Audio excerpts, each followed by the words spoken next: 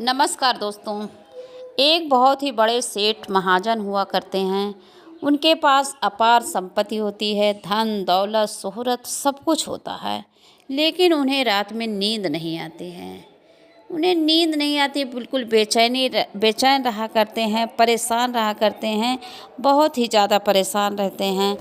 तो आधी रात को उन्हें बिल्कुल बेचैनी हुआ करती है। उसके बाद वो उठ करके जाने लगते हैं। लगभग 2 बजे होते हैं, जाते हैं बाहर घूमने के लिए।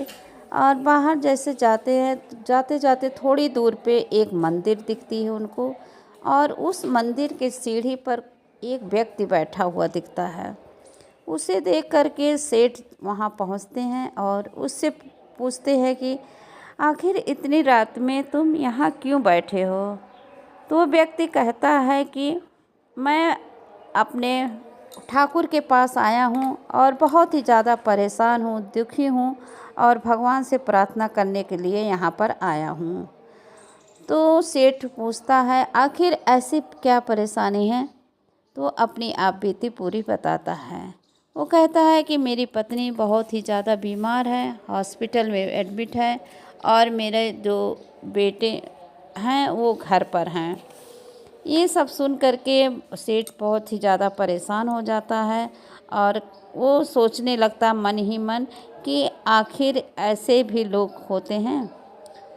तो वो कहता है कि हमने अपने रिश्तेदार नात बात सबको हमने कहा, लेकिन कोई मेरी सहायता नहीं किया। जब सहायता नहीं किया तो मुझे यही लगा कि अब मैं ईश्वर के पास ही जाऊंगा, अपने ठाकुर जी के पास जाऊंगा, जहाँ पर मुझे शांति मिलेगी। अब मैं किसी से कुछ नहीं कहूँगा, अब इन्हीं से सब कुछ कहूँगा। तो मैं आधी रात को यहाँ पर आ गया हूँ। तो ऐसे सुन करके सेठ जो है बहुत ही परेशान हो जाता है। फिर अपने पॉकेट से वो कुछ पैसे निकाल करके उस व्यक्ति को दे देता है। जब वो व्यक्ति को दे देता है और उसके बाद कहता है कि देखिए, अब जब भी तुम्हें ज़रूरत पड़ेगी, ये लो, मेरा पता ले लो। एक कार्ड देता है, उसमें उसका पता लिखा होता है, और कहता है जब भी ज़रूरत पड़ेगी तो मेरे पास आ जाना। लेकिन वो व्यक्ति कहता है कि मुझे आपका पता मालूम है, मैं आ जाऊंगा। ऐसा कहता है तो वो सोच में पड़ जाता। सेठ उस कहता है कि कैसे तुम्हें मेरे पता मालूम है, आज तक तो हमसे कभी मिले ही नहीं, तो तुम्हें ये पता किसने बताया है। तो वो कहता है कि देखिए, आज आप साक्षात मेरे ईश्वर हैं। मैं इन्हीं से प्रार्थना कर रहा था और आधी रात को इन्होंने ही आपको भेजा है मुझे सहायता करने के लिए, और मुझे पूरा विश्वास है आपके रूप ले करके ये लीला, ये जो कान्हा का हमारे ये लीला है, आपको किसी भी रूप में मुझे मेरे पास भेज दिए हैं मेरा सहायता करने के लिए। अब मुझे इसीलिए मुझे सब कुछ मालूम हो गया। अब जब भी कोई ज़रूरत पड़ेगी मैं यहीं आ जाऊंगा। मुझे चाहे जो ज़रूरत पड़े मैं फिर से भगवान से बताऊंगा और इन्हीं से कहूँगा, और आप फिर भगवान बनकर, आप हमारे ईश्वर बन कर के मुझे सहायता करने के लिए आ जाएंगे। आपका मैं बहुत बहुत आभारी हूँ। मैं अपने ईश्वर का आभारी हूँ। वो किसी भी समय किसी का भी रूप बन करके आ जाते हैं। मैं उनका आभारी हूँ। सच कहा गया है कि किसी ने सच कहा है, जब कोई नहीं सुने तो ईश्वर के पास जाना चाहिए। आज के बाद मैं इंतज़ार भी नहीं करूँगा, किसी से भी कहूँगा नहीं, कोई सुनने वाला नहीं है। जब मेरे पास मेरे ईश्वर हैं, मैं जो भी कुछ कहूँगा मैं इन्हीं से कहूँगा। आपका बहुत बहुत धन्यवाद। सेठ चुपचाप सुनते रहे, मुस्कुराते रहे। ये व्यक्ति चला गया। सेठ ने भी सीढ़ी पर माथा टेका और भगवान को प्रणाम किया। ये प्रसंग बहुत ही छोटा है, लेकिन दोस्तों इसमें बहुत ही बड़ी बात छुपी हुई है। ईश्वर आपको सेठ बनने का मौका देता है। ईश्वर आपके अंदर बेचैनी इसलिए रखता है कि वो चाहता है कि आप अच्छे काम करो, अच्छा पैसा कमाओ, अच्छे नाम कमाओ, अच्छी इज्जत कमाओ, शोहरत कमाओ। सब कुछ उनका दिया हुआ है। इससे हमारा क्या है, यदि आपको लगता है कि हम कर सकते हैं, कर रहे हैं, और सच्ची सेवा करें।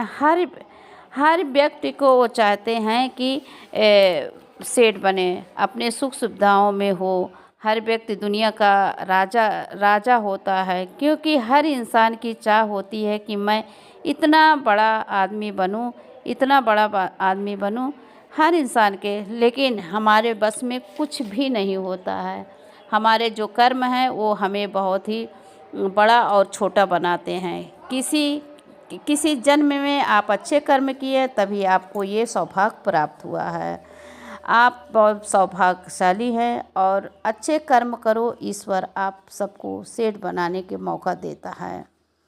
तो दोस्तों, ऐसा काम करके भी आप ईश्वर की सेवा कर सकते हैं। यदि आप दूसरे की सेवा कर रहे हैं, दूसरों की मदद कर रहे हैं, तो सच बता रही हूँ कि महावैकुंठ में हमारे ठाकुर मुस्कुरा रहे हैं, खुश हो रहे हैं, क्योंकि सबके भीतर ठाकुर बसते हैं।